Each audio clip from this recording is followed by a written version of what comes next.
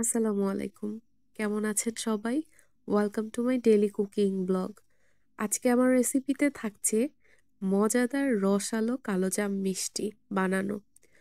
তো এই মিষ্টিগুলো আমি আজকে বানিয়েছি মাত্র ২ কাপ মুড়ি দিয়ে। তো দেখেন মিষ্টিগুলো দেখতে কত সুন্দর লাগছে। এইভাবে যদি আপনারা মিষ্টি বানাতে চান অবশ্যই আমার পুরো রেসিপিটা দেখবেন, একদমই স্কিপ করবেন না। তার আগে বলে নিচ্ছি আমার চ্যানেলটাকে যেসব বন্ধুরা সাবস্ক্রাইব করেননি টুক করে চ্যানেলটাকে সাবস্ক্রাইব করে দিবেন, পাশে থাকা বেল বাটনটিকে প্রেস করে দিবেন, এতে করে আমার সব ধরনের ভিডিও নোটিফিকেশন আগে থেকেই পেয়ে যাবেন। চলুন এবার ডিরেক্ট মিষ্টির রেসিপিতে চলে যাই। আমি এখানে ১ বাটি মুড়ি নিয়ে নিয়েছি। অনেকেরই মুড়ি ওয়েস্ট হয় থাকে না, বাসায় পড়ে থাকে। সেই সকল মুড়ি দিয়েও কিন্তু আপনারা ইজিলি এত মজার একটা মিষ্টি বানিয়ে নিতে পারেন। প্রথমে আমি মুড়িগুলোকে ভালোভাবে একটি কড়াইয়ে নিয়ে এরকম টেলে নিচ্ছি। তারপরে টালা হয়ে গেলে পর আমি এগুলোকে মিক্সারে ব্লেন্ড করে নিব।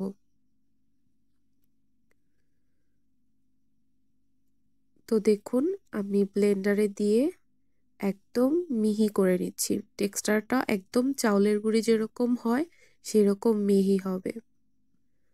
তো আমার মিহি হয়ে গিয়েছে মুড়িটা, আমি একটি বাটিতে নিয়ে নিয়েছি। একদমই কিন্তু দানা নাই। যাদের মিক্সার মেশিন হবে না তারা চাইলে পাটায়ও বেটে নিতে পারেন। তার আগে অবশ্যই এরকম একটু টেলে নিবেন। এরপরে দেখেন আমি এখানে নিয়েছি লিকুইড দুধ। দুধটাকে আমি আগে থেকেই জাল দিয়ে ১ কাপ করে রেখেছি। তারপর আমি এবারে যেহেতু মিষ্টি বানানোর যে করব, ডোটা বানাবো, তার জন্য দুধটা আবার এরকম একটা কড়াই দিয়ে নিলাম। তারপর ভালোভাবে নেড়ে চেড়ে নিচ্ছি। দুধটা যখন ফুটে যাবে তখন আমি যে মুড়িটা গুঁড়ো করে রেখেছি দুধের ভিতরে দিয়ে তারপর একটা পারফেক্ট মিষ্টির ডো বানিয়ে নিব। অলরেডি কিন্তু আমার দুধটা ফুটে উঠছে। এবারে আমি দিয়ে দিলাম মুড়ি যেগুলোকে গুঁড়ি করে রেখেছি, দিয়ে অনবরত তাড়াহুড়ো করে নাড়বেন, তাহলে ডোটা ভালো হবে। তো দেখেন আমার কিন্তু ডো বানানো শেষ, একদম ঠিকঠাক হয়েছে। এবারে আমি ডোটা ঠান্ডা হতে রেখে দিলাম। চলুন এবার বাকি প্রসেসে চলে যাই। তার আগে আমি মিষ্টির শিরাটা বানিয়ে নিব। এখানে আমি ১ কাপ পরিমাণে প্রথমে চিনি নিয়ে নিলাম, পরে আরও আধা কাপ পরিমাণ চিনি নিয়ে নিব।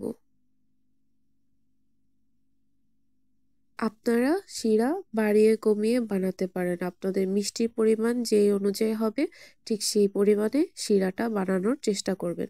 আমি এখানে দিয়ে দিলাম সেম ১.৫ কাপ পরিমাণ পানি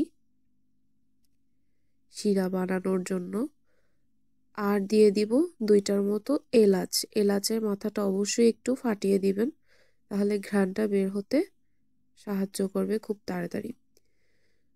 তো এরপরে আমি চুলোতে শিরার পাতিলটা বসিয়ে দিব আর আস্তে আস্তে নেড়ে চেড়ে মিষ্টি শিরাটা বানিয়ে নিব।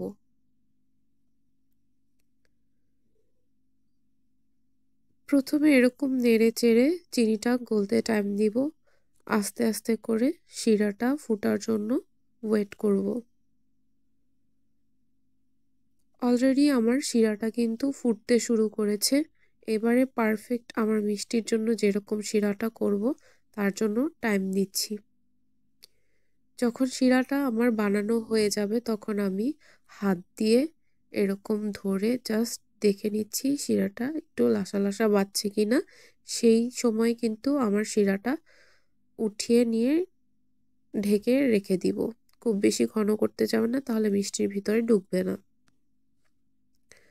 এইবারে আমি আমার মিষ্টির ডোটার সাথে আরও কিছু জিনিস অ্যাড করে নিচ্ছি। দেখুন আমি নিয়েছি ২টার মতো ডিম। আপনারা কম বেশি চাইলে নিতে পারেন। আমার পরিমাণ অনুযায়ী আমি ২টা ডিম নিয়েছি। তাও আমি একবারে দিব না, প্রথমে একটা দিয়ে তারপর দেখবো, লাগলে আবার দেবো। সাথে নিয়েছি গুঁড়ো দুধ, দিতেও পারেন নাও দিতে পারেন, দিলে টেস্টটা ভালো আসে। অ্যান্ড অবশ্যই ঘি লাগবে।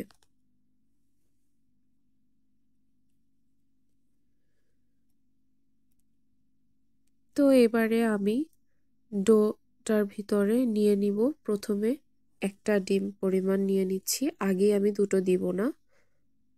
আপনারাও চেষ্টা করবেন এভাবে করার, তাহলে ডোটা খুব বেশি নরম হবে না পরিমাপ মতো দিয়ে। অনেকে এই সময়টা খুব তাড়াহুড়ো করে, বাট এই সময়টা ট্রাই করবেন আস্তে আস্তে ব্যাটারটাকে মিক্সড করার। তো আমি ডিম একটা নিয়ে নিয়েছি, পর দেখছি আরও লাগবে একটা, আর অবশিষ্ট যেটা ছিল ওইটাও নিয়ে নিলাম, নিয়ে ভালোভাবে মুথে নিচ্ছি। দেখেন এই সময়টা একটু বেশ জাতা দিয়ে দিয়ে ভালোভাবে মাখার ট্রাই করবেন, ডোটা যাতে সফট হয়ে যায়। ঠিক আমি যেরকম করছি এভাবে প্রেসার দিয়ে চেষ্টা করবেন ডোটা মথার। আর দুধটাও নিয়ে নিচ্ছি একসাথে। এখানে আমি 1 টেবিল স্পুন পরিমাণ গুঁড়ো দুধ নিয়েছি। দুধ দিলে স্বাদটা আরও ভালো লাগে, মিষ্টির টেস্টটা। আপনারা চাইলে স্কিপও করতে পারেন। আর নিয়ে নিলাম 1 চামচ পরিমাণ ঘি। ব্যাস, এবারে আমি বেশ সুন্দর একটা সফট ডো বানিয়ে নিলাম। দেখুন আমার ডোটা কিন্তু পারফেক্টলি একদম মথা শেষ হয়ে গিয়েছে। এবারে আমি আস্তে আস্তে করে হাতে ঘি মেখে মিষ্টির শেপগুলো দিব। তো নিয়ে নিলাম ঘি, যেহেতু মিষ্টি বানাতে হবে হাত তো অবশ্যই ইউজ করতে হবে।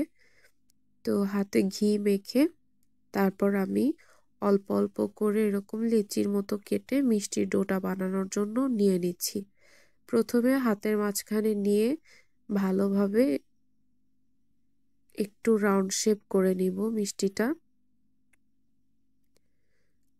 রাউন্ড শেপটা অল্প একটু টাইম করে তারপর আমি একটু লম্বা লম্বা সাইজ করে ল্যাংচা মিষ্টির মতো করে সাইজ দিব।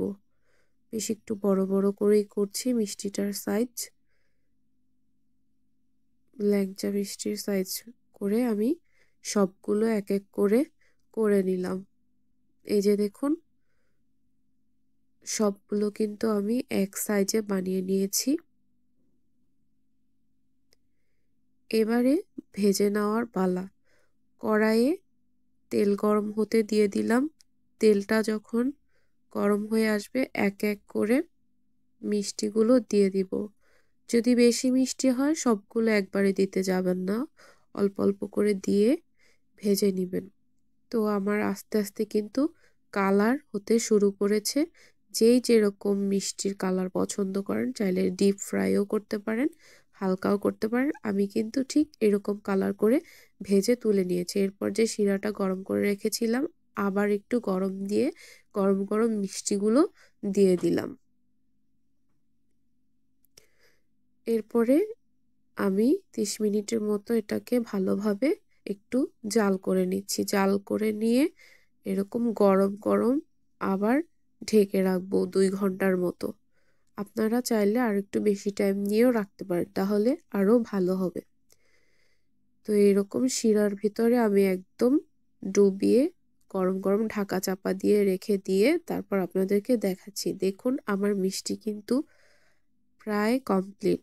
আমার আরও অনেকগুলো মিষ্টি আছে, আমি আলাদা আরও একটা পাতিলে দিয়ে দিয়েছি। আর এটা আর একটা এসে করেছি। দেখুন দেখতে মাশাআল্লাহ কত সুন্দর লাগছে। দেখলেন তো বন্ধুরা, যে মুড়িগুলো বাসায় পড়েছিল সেগুলো দিয়ে কত সুন্দর কাজে লাগিয়ে ফেললাম। একদম পারফেক্ট দোকানের মতো মিষ্টিগুলো কিন্তু হয়েছে, খেতেও অসাধারণ।